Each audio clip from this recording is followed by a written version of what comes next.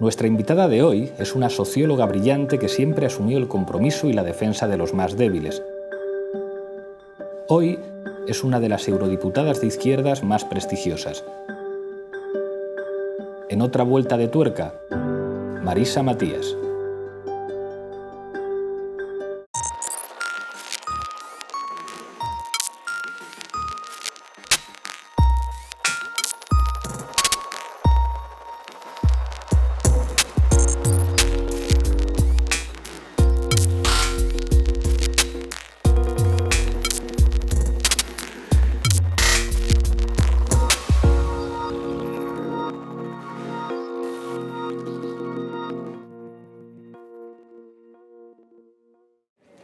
Marisa Matías, por fin en otra vuelta de tuerca, eurodiputada del Bloco de Esquerda de Portugal, bienvenida.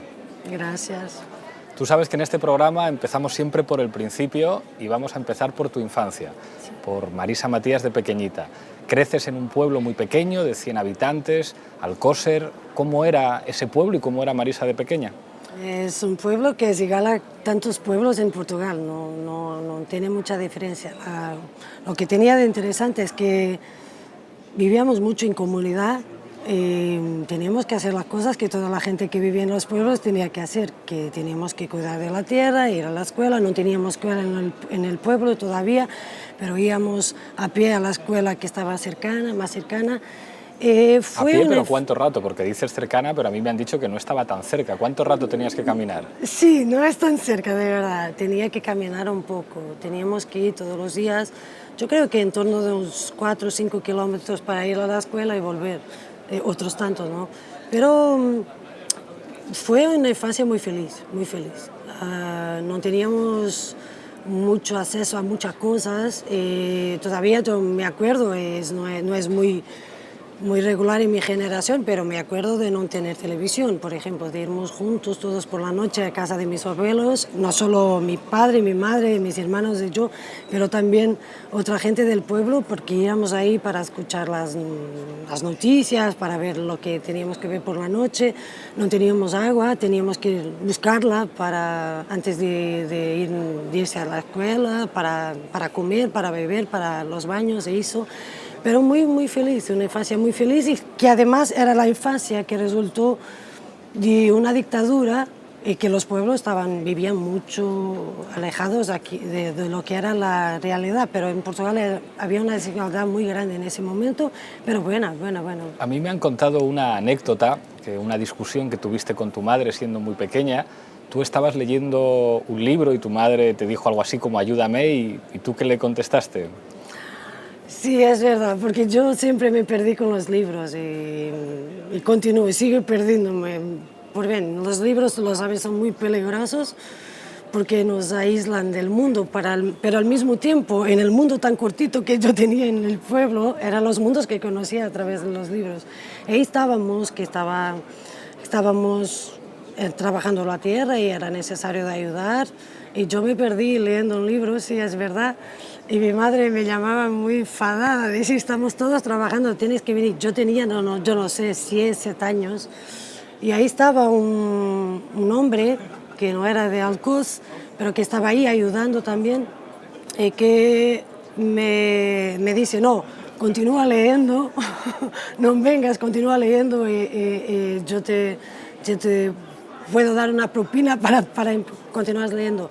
Pero yo intenté leer lo máximo que podía y ahí fui a ayudar, pero no es que no pudiera leer, es solo que teníamos todos que ayudar. Pero el que contesté que quería leer, claro que no quería irme a trabajar. Me han contado otra anécdota que tiene que ver con unas cabras que perdiste. ¿Cómo es esto de las cabras? Mira, cuando volvíamos de la escuela teníamos que trabajar en la tierra, ¿no? Y había muchos animales y cosas como tal de la tierra para cuidar.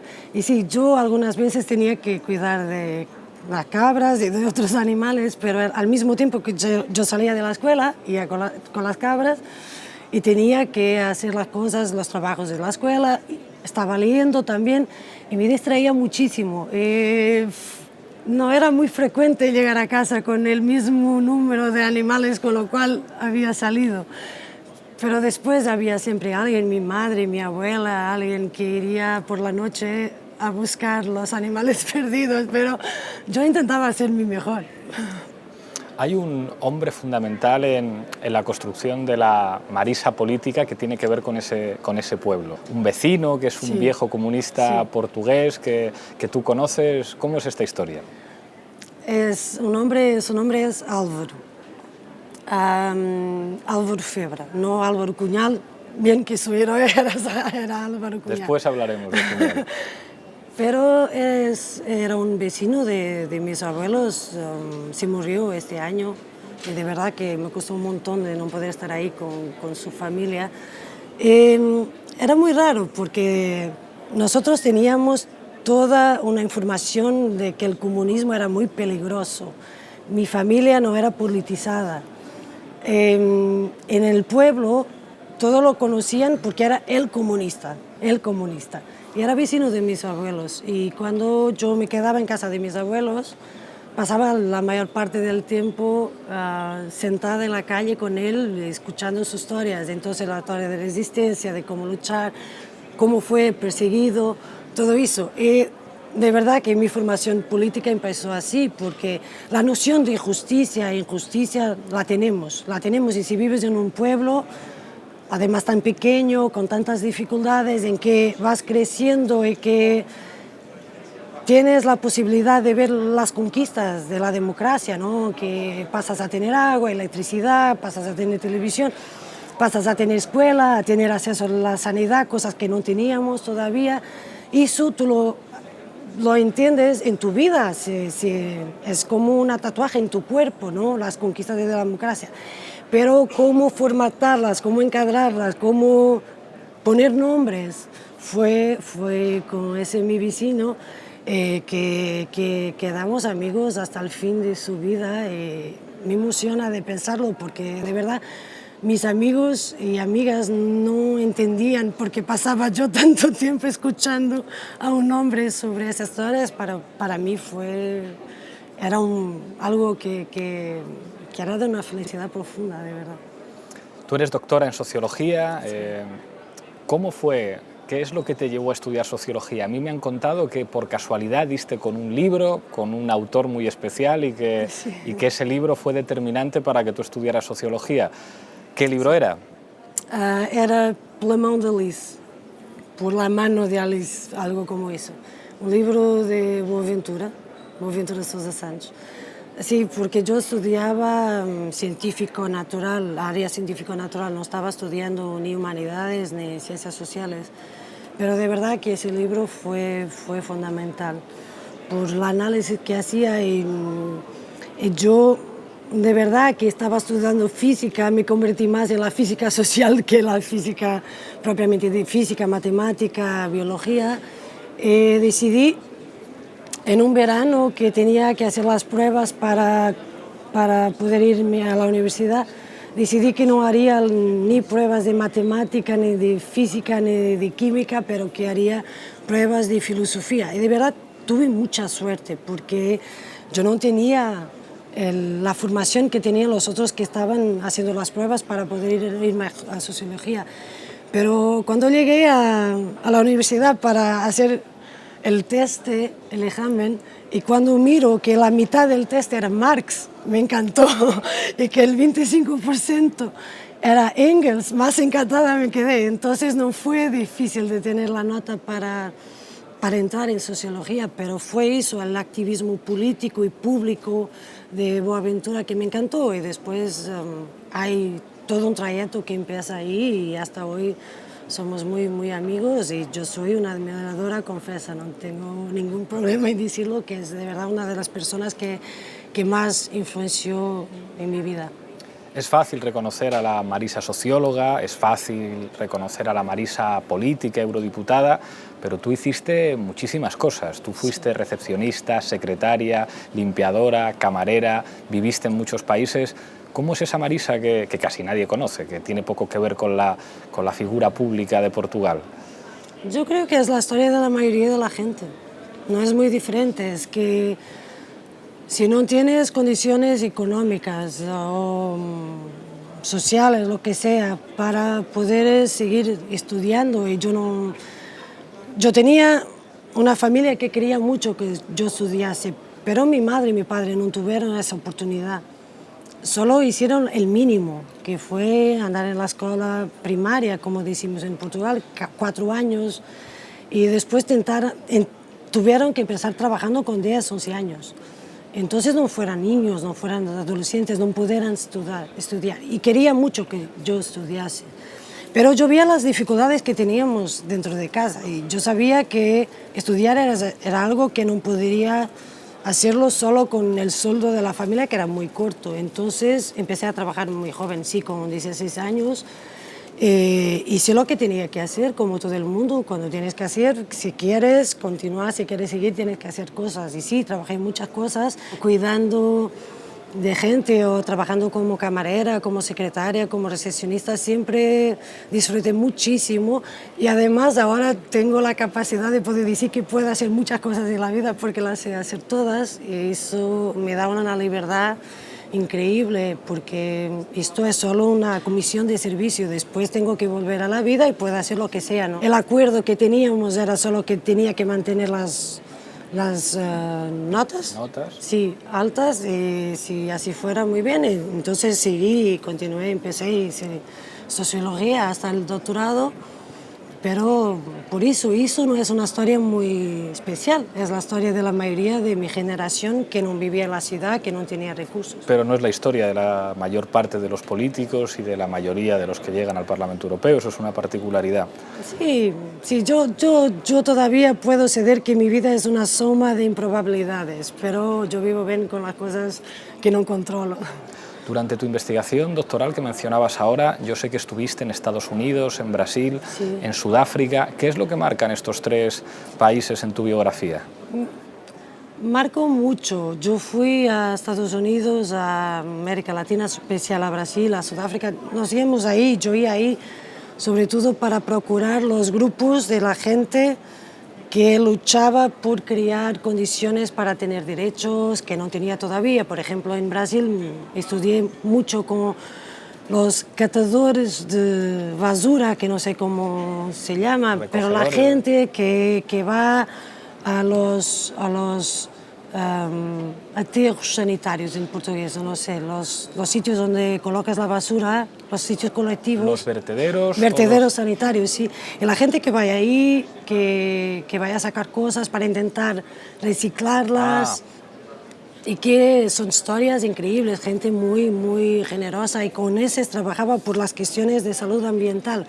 La gente que está ahí, los baseros, no, el sitio. El vertedero. Vertederos, ok.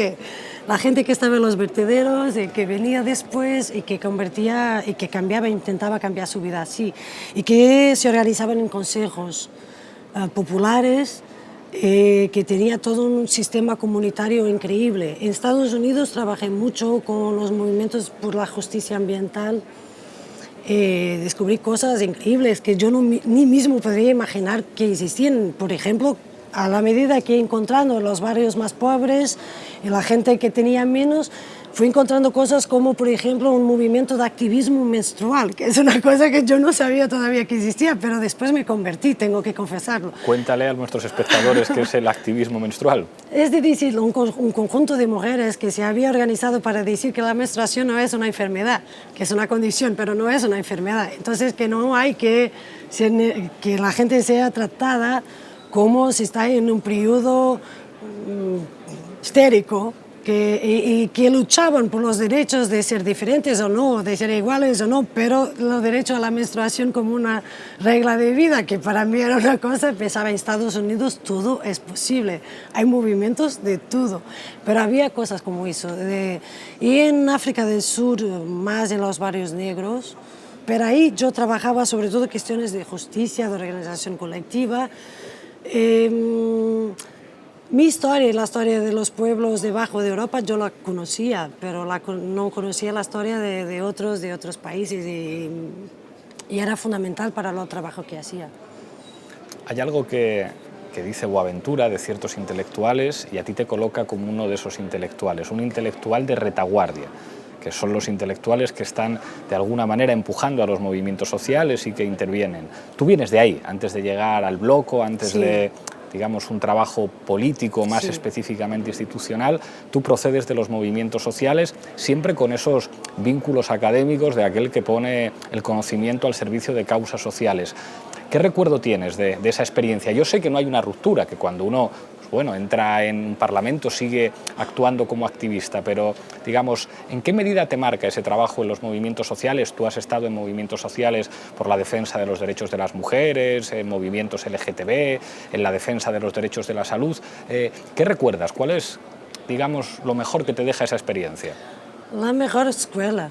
De verdad, la mejor escuela, porque tenía siempre la oportunidad de escuchar los problemas y las vivencias por la boca de la gente que vivía esas situaciones. Entonces, a veces las explicaciones mejores son las más simples, casi siempre. Y ahí sí tuve una escuela fundamental, que no tienes que llenar todo de conceptos, no tienes que llenar todo de encadramientos, que a veces el encadramiento de la realidad es lo mejor que tienes, y sobre todo a escuchar. Aprendí mucho a escuchar. A mí me encanta conocer la trayectoria de vida de la gente, saber qué hicieron, saber sus nombres.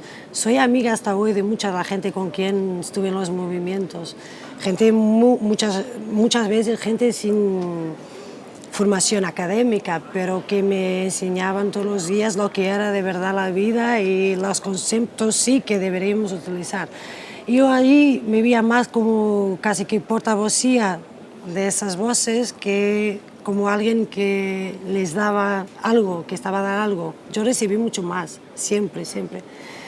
Fue una escuela maravillosa y ahora en este trabajo que hacemos y que nos convertimos muchas veces al cretinismo parlamentario, echo de menos la experiencia de estar en la calle, de estar en los movimientos, de estar con la gente, porque conocí de las personas más imprescindibles en esos movimientos. Explica este concepto de cretinismo parlamentario. ¿Recuerda esa película de Denis Arcand de las invasiones bárbaras cuando habla del cretinismo? ¿Qué es esto del cretinismo parlamentario? Yo no que sé. Efectivamente padecemos aquí de vez en cuando. Sí, pero yo creo que todos los conceptos tienen adaptaciones, ¿no? El cretinismo parlamentario es que yo quiero hacer mi adaptación, es decir, que hay un momento, hay un rato que nosotros nos quedamos aquí, multiplicamos, trabajamos que unos locos, empezamos a las 7 de la mañana, vamos hasta las 10 de la noche, pero de verdad estamos cerrados en un acuario. Y a mí el cretinismo parlamentario se convirtió en eso, es que las cosas que podemos cambiar son algunas, pero son muy pocas comparadas con el trabajo, la dedicación que ponemos aquí. Y nos quedamos muy lejos de la gente. Entonces yo prefiero entenderlo ahora sí, con la interpretación de experiencia de vida aquí, que es decir, mi interpretación de cretinismo es la interpretación de alguien, nos dedicamos, sí, de verdad, muchísimo, pero hay ratos en que llegas al final del día y piensas todo este trabajo, todo esto, ¿en qué se traduce? De verdad que lo sé, que sobre todo en las comisiones que estoy, que se producen muchas cosas que van a influenciar la vida de la gente, mismo que sea 2 meses, 3 meses, un año después. Y sé que se produce eso, pero para mí en este momento en la adaptación el cretinismo es de que nos convertimos también como piezas de un sistema, de una máquina al cual combatimos al mismo tiempo, y es casi como una contradicción. Vamos a hablar del bloco. ¿Cómo llegas tú al bloco y qué es el bloco? Porque los espectadores de este programa, pues muchos no conocerán demasiadas cosas de política portuguesa. ¿Qué es el bloco de izquierda y cómo llegas tú ahí? El bloco de izquierda es un partido que nació en 99, que de verdad yo creo que nació adelantado en relación a su tiempo. En el proceso de la maturación de las nuevas izquierdas, lo que hicimos fue una cosa muy nueva, de verdad, que fue de intentar crear un espacio de izquierdas donde convergieran muchos activistas, mucha gente con orígenes muy diversos de los pequeños partidos de izquierdas, pero intentamos crear un espacio no tan cerrado como el Partido Comunista y que pudiera contestar también a otras necesidades de la gente, que no solo las cuestiones de la centralidad del trabajo, pero cuestiones asociadas a derechos cívicos, a cuestiones de, por ejemplo, los derechos de las mujeres, cuestiones ambientales y todo eso. El problema es que Bloco se creó, como yo creo, adelantado su tiempo, creamos un proyecto político para lo cual no teníamos como que el mapa de la ruta, porque la ruta no existía todavía.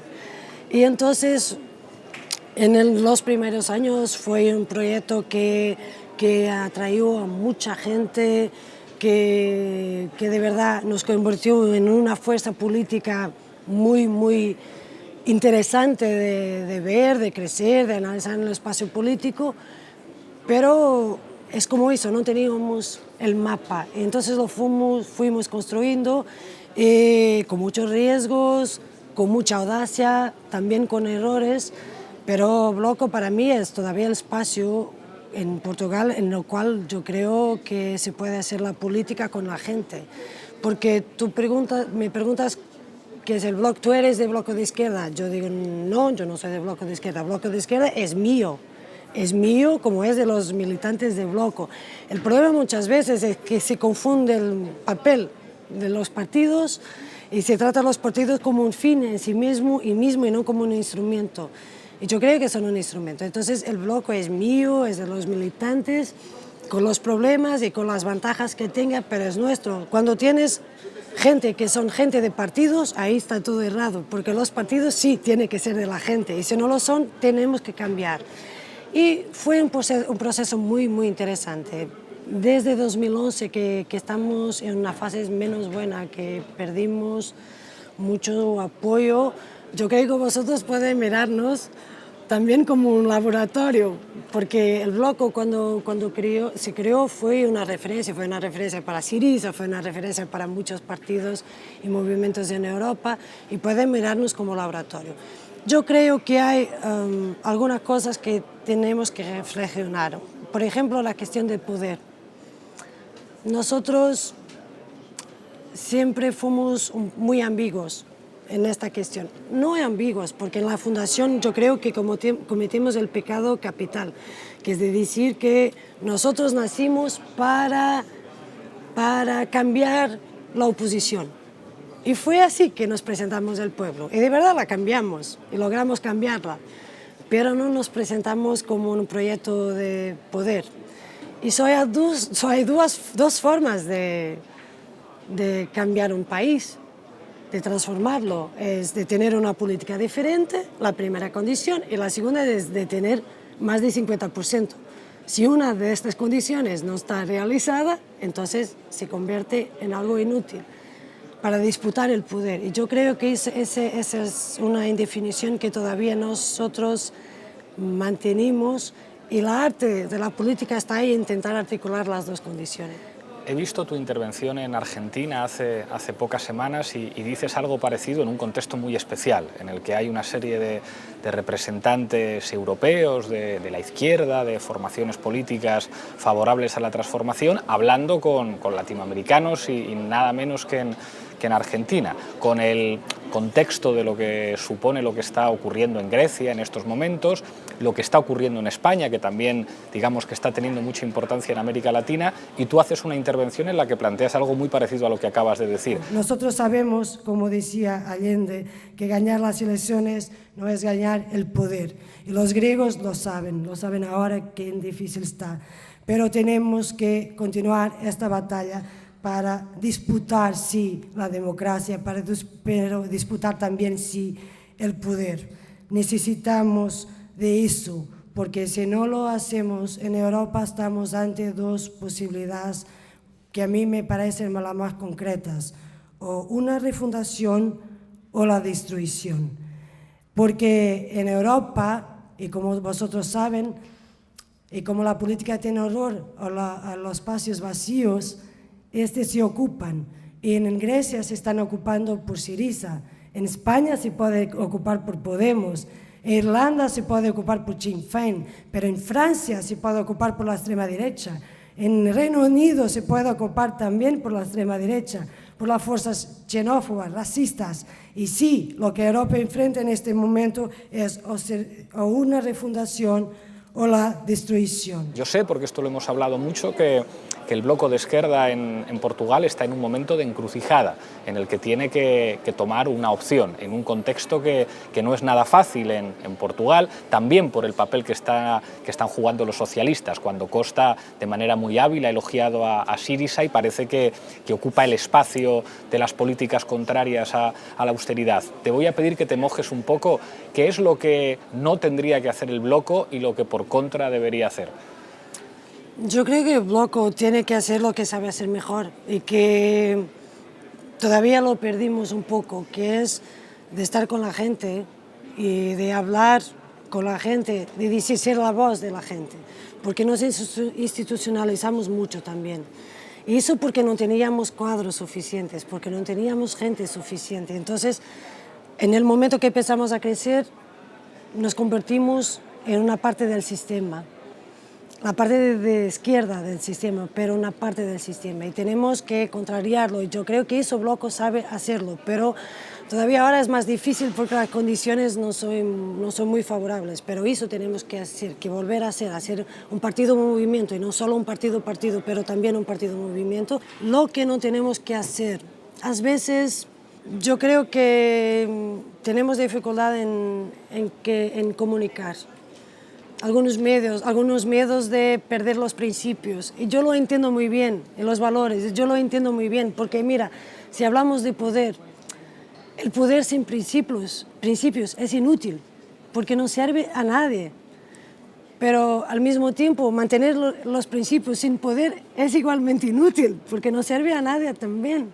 Entonces, ¿cómo puedes mantener los principios, pero al mismo tiempo disputar el poder? Y eso es una ecuación que no es fácil, pero nosotros tenemos que ser una herramienta que sea útil a la gente.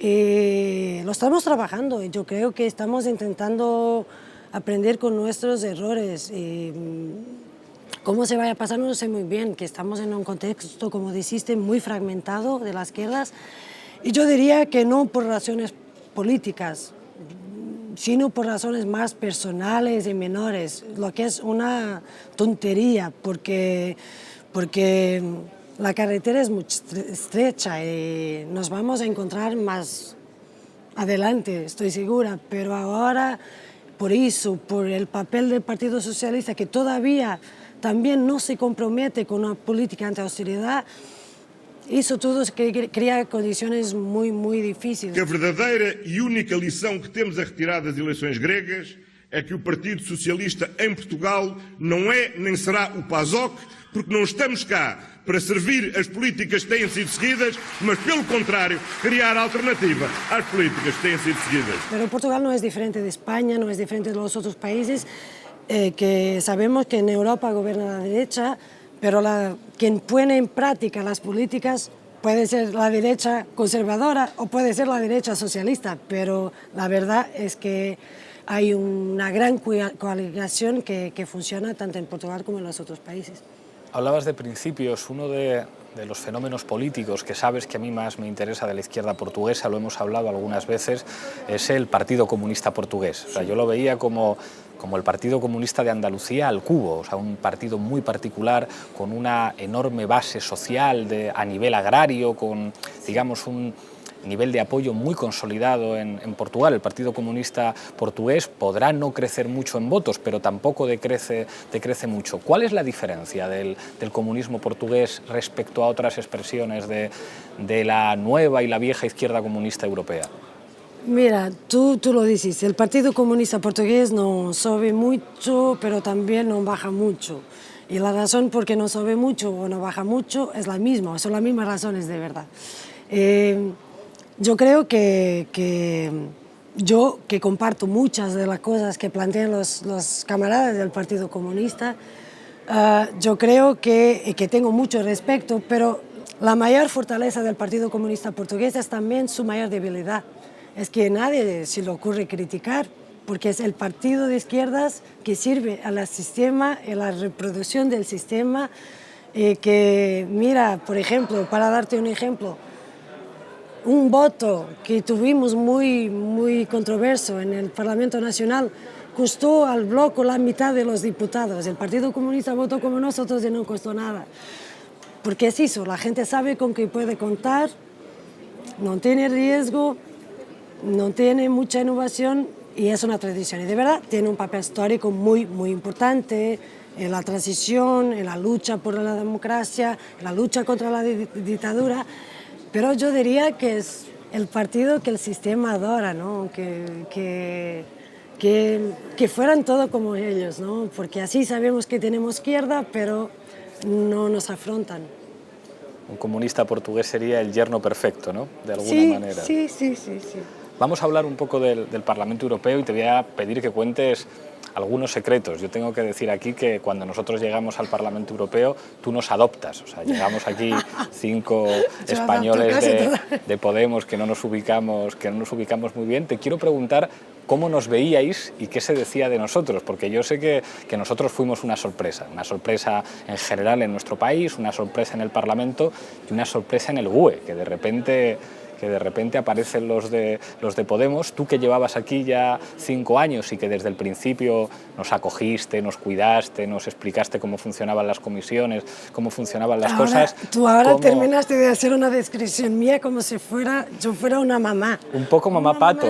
Mamá pato. Fue un poco así. No soy mamá pato. ¿Cómo se nos veía y qué se decía de nosotros, ahora que no nos oye nadie? Empezábamos a tener por el caso español una situación que teníamos por el caso portugués, pero que no teníamos antes para otros países, que es de tener fuerzas políticas que están que comparten el mismo grupo, que vienen del mismo país. Pero fueron vosotros, fueron los irlandeses también, que tuvieron la misma situación, los alemanes, entonces no fueron caso único. Claro que la gente quería entender Yo recuerdo, en las primeras reuniones nosotros nos reíamos mucho porque, claro, nos veían como nos presentaba la prensa. Estos son los chicos ingenuos que estaban en las plazas protestando y que se han presentado a las elecciones. Y una parte de eso podía haber, pero claro, había muchas más cosas. Entonces recuerdo que entre nosotros nos hacía mucha gracia. Yo creo que puedes retirar esa idea. A vosotros nadie os ha visto como ingenuos en el grupo. No sería un bando de ingenuos que empezaba un proyecto político en enero y lograba tener 5 eurodiputados en mayo. Entonces, te puedes intentar presentar como los chicos ingenuos que llegan. No, nadie os miraba como ingenuos, pero, como digo, también nadie tenía ideas muy formatadas, muy cerradas sobre lo que eran. Aquí entienden que la izquierda y la derecha son etiquetas identitarias y nosotros planteábamos desde el principio, son metáforas, es decir, son metáforas que se construyen históricamente vinculadas a cosas y que lo fundamental es el contenido del que se llegan. Y yo puedo decir, claro, mira, de esto hemos hablado muchas veces, es como, pues claro que yo soy de izquierda, pero nosotros hacemos política para tratar de agregar al mayor número de gente. Y si de repente estas etiquetas no sirven para que lo que nosotros pensamos agregue, nosotros vamos a discutir de cuestiones programáticas. Teníamos la sensación de que en el GUE había una pelea continua por decir los socialdemócratas son de izquierdas pero no tanto como nosotros. Y es como, ese es un debate en el que vamos a perder siempre. Vamos a hablar de soberanía, vamos a hablar de derechos sociales, vamos a hablar de democracia en Europa. No se trata de elegir las etiquetas que permiten siempre ganar al enemigo. Mientras dividamos los campos, con aquí hay una izquierda, aquí hay una derecha, unos extremos que al final siempre se tocan y un centro de la gente razonable, entonces no vamos a ganar nunca. Entonces nuestra sensación muchas veces será como, ¿por qué estamos en un grupo que tiene un complejo de subalternidad con respecto a la socialdemocracia? Y veíamos, sin embargo, a los griegos de Sirisa, que procedíamos de tradiciones muy distintas y nos entendíamos perfectamente. E incluso a la hora de diseñar los discursos de campaña veíamos, claro, estos quieren ganar las elecciones en Grecia y saben cómo tienen que hablar a los griegos. Θα νικήσουμε, θα γράψουμε ιστορία.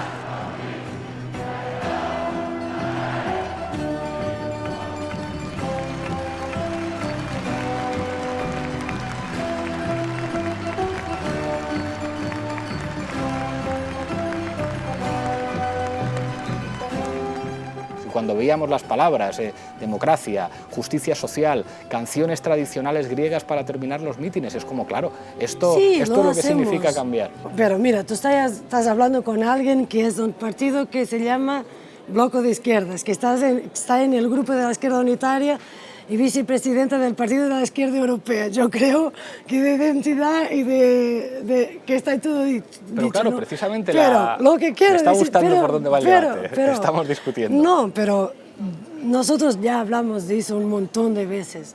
Yo creo que el sentido, que hace sentido la distinción, pero yo comparto contigo que, mira, cuando tú hablas a la gente sobre la distinción izquierda-derecha, todavía nadie está pensando en la distinción que nosotros tenemos en la cabeza. Es la distinción entre socialdemocracia y distinción entre los conservadores o la derecha. Esa distinción no existe. La Unión Europea está gobernada por la derecha y no hay ya esa distinción. Y eso yo lo entiendo. Y lo entiendo también, que si los partidos son instrumentos para cambiar la vida de la gente, para cambiar los países, también estoy totalmente de acuerdo que la minoría, pero una minoría ínfima de la gente, vota por cuestiones ideológicas, mismo en los pequeños partidos. Y hay una mayoría social que comparte un montón de cosas. Entonces, en cuanto que una cuestión instrumental y todo más, yo lo entiendo muy bien y comparto cuáles son las razones de cambiar de campo para no perder una batalla antes de empezarla. Yo lo entiendo muy bien. Pero yo entiendo también que se puede hacer de maneras distintas. Y si tú hablas de un sistema en que vives, que es un sistema capitalista, todavía tienes que tener una alternativa, tienes que tener varias alternativas. Como el nombre que colocas, yo estoy de acuerdo que lo más importante son las líneas programáticas. Siempre lo planteamos así, siempre lo planteo así. Pero todavía creo que sí, la socialdemocracia reivindica para sí mismo la noción de izquierdas, no hay porque nosotros no la reivindicamos, es otra cosa diferente. Sí, porque hay de verdad una distinción. Si es útil o no para la gente, es una discusión que podríamos tener por 40 años, ¿no?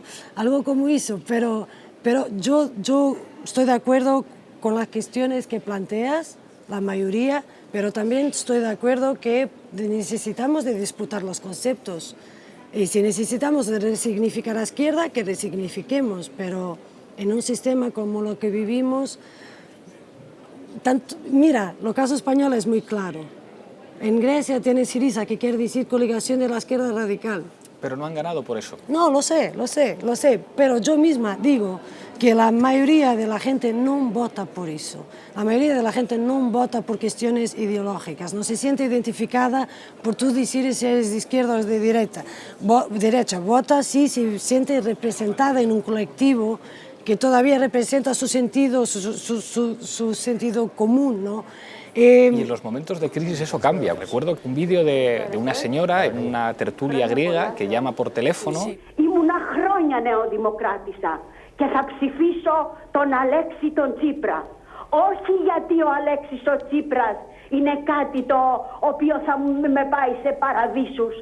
Όχι, εμπιστεύομαι την καθαρότητα του λόγου του, το βλέμμα του το καθαρό. Και όχι αυτό της ποντικομαϊμούς, της αλεπούς, της πονηράς, που κοιτάζει μία. Σκύψετε το κεφάλι, Δεν έχετε να πείτε τίποτα. Y ahí comprendes lo que significa una crisis de régimen. Es decir, esa señora está votando decencia, está votando tener un país soberano. Y en los momentos de crisis, o operas en esas claves, que eso está ocurriendo en Grecia, en Italia, en Francia de alguna manera también, o si no, estás en la comodísima posición conservadora en la que al final tienes que la izquierda europea recuerda a lo que tú señalabas respecto al Partido Comunista Portugués. Ustedes no se preocupen, que la izquierda europea no va a sorprender a nadie, va a hacer lo que todo el mundo espera que haga la izquierda europea, que en general no sirve para nada. Esta mañana, y decir esto ya en antena es peligrosísimo, cuando discutíamos en el GUE cómo podemos apoyar a Syriza, que ya era un planteamiento de discusión erróneo, que es como apoyar a Syriza, no, apoyar al gobierno griego. Y se planteaba, pues saldremos la izquierda en toda Europa a movilizarnos, que es como, pero esto es hacer el ridículo. O sea, si pensamos que al Eurogrupo le preocupa que la izquierda se movilice, es que estamos otra vez regalándoles el terreno de ¿qué tipo de adversario político quiere el Eurogrupo? La izquierda europea. O sea, con un adversario como ese van a ganar siempre. Pero tú a mí no tienes que convencerme de nada, por Dios. No tienes que convencerme. Tenemos muchas oportunidades de continuar esta discusión, de decirla. Yo estoy de acuerdo, de verdad. El Eurogrupo es mucho más fundamental para el Eurogrupo de saber que ahora un 76% del pueblo griego apoya al gobierno griego que saber si hay un par de organizaciones que están haciendo, pero creo que, claro, que tenemos que construir redes, pero el problema es que la política no se hace solo de partidos, lo digo, los partidos son instrumentos, pero no se hace solo de partidos. Estamos muertos en el día que se haga solo de partidos, no puede ser. Tú eres una parlamentaria muy prestigiosa. Fuiste elegida parlamentaria del año, no sé si en 2011 o... 2011, sí. 2011, efectivamente. Fuiste capaz de sacar adelante una directiva. Las dos cosas son casi imposibles en alguien que procede de un grupo minoritario, porque te tiene que apoyar gente de otros grupos. Estás en Masres como presidenta de la comisión que lleva las relaciones con estos países. Eres ahora vicepresidenta de la comisión que investiga LuxLeaks, digamos el escándalo a propósito de Juncker con las multinacionales que recibían beneficios fiscales a través de pactos secretos con Juncker y con Luxemburgo. La pregunta es, para que los espectadores entiendan, ¿sirve para algo el Parlamento Europeo? ¿Sirve lo que hacemos aquí, incluso desde un grupo minoritario? Sirve. Claro que nosotros estamos todavía la mayor parte de las veces en la posición minoritaria, por eso somos un grupo minoritario, pero sirve. Si apruebas una directiva que impide que los medicamentos falsos lleguen a las personas, y si tienes un cáncer, vas a tomar quimioterapia para tu cáncer y no una mixtura de agua con azúcar, o si tienes problemas de diabetes, si tienes problemas que sean de colesterol, pero estás tomando los medicamentos que son correctos, sirve. Pero sirve también, sobre todo en la política económica para destruirnos, de verdad, porque ahí estamos siempre en la minoría. Pero en muchas cosas sí sirve a la gente, porque mucho más de la mitad de las leyes que se aplican en España, en Portugal en este momento, son decididas aquí.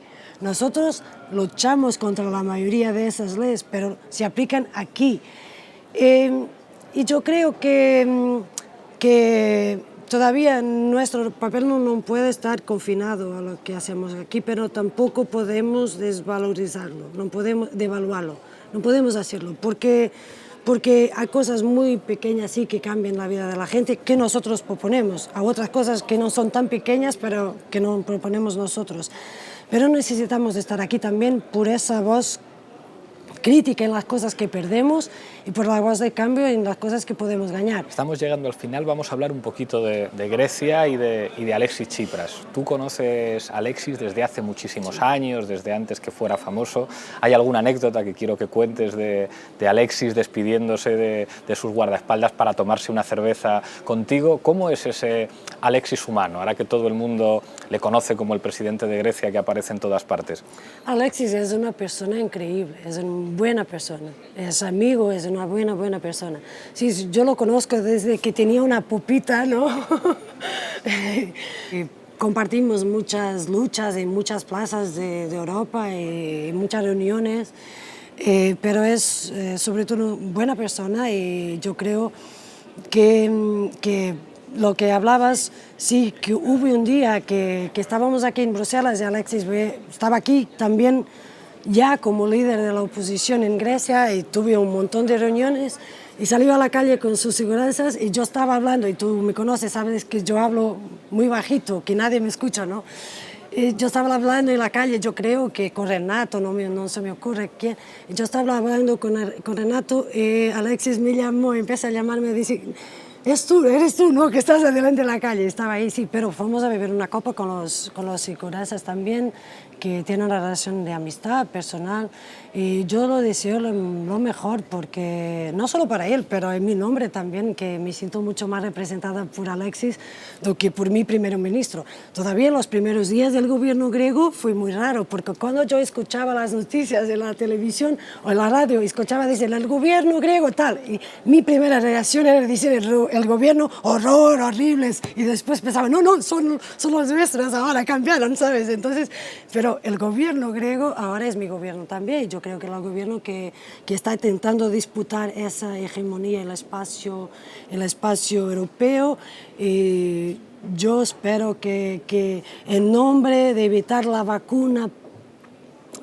en nombre de hacer de Grecia una vacuna contra el cambio en España o el cambio en Irlanda, que no se destruya más aún un pueblo y un proceso político tan bonito, ¿no? Porque es horrible de decir a los griegos, ahora ustedes tienen la audacia de disputar una cosa que vosotros inventaron, que es la democracia. No pueden hacerlo. A mí me encanta que estén haciendo eso, que volvieran a poner la política en el centro de debate y democracia, y que la soberanía de los pueblos vuelva a estar en el debate. Me encanta. Y Alexis es una persona increíble, muy buena persona. Antes de pasar a la rueda de reconocimiento, una última petición más que pregunta. Tú tienes fama de ser la amiga de Podemos, lo cual tiene mucho mérito, estando además en el PIE. Tú estuviste en la manifestación del 31, estuviste en un mitin en Huelva ahora en las elecciones andaluzas. Haznos una crítica. ¿Cuánto tiempo tenemos? Una, tenemos poco tiempo. No. Una crítica dura. No, así no es justo, porque para hablar de otras cosas y me criticar das 30 minutos, pero para hacer una crítica... Una crítica ya, bueno, un par de ellas. No, pero no tengo muchas críticas a hacer. Yo creo que vosotros están disputando una ventana de oportunidad, que claro, que se juega mucho con vosotros, a veces más sucio que otra cosa, pero yo creo que una de las cosas que vosotros pueden mirar es mirar también al ejemplo que nosotros vivimos, es que no pueden institucionalizarse de más, que no pueden confundirse, y a veces hay confusiones que se hacen con personificar los proyectos colectivos, y yo creo que eso tiene que evitarlo, porque el asociar proyectos colectivos a personas es siempre algo muy simplista.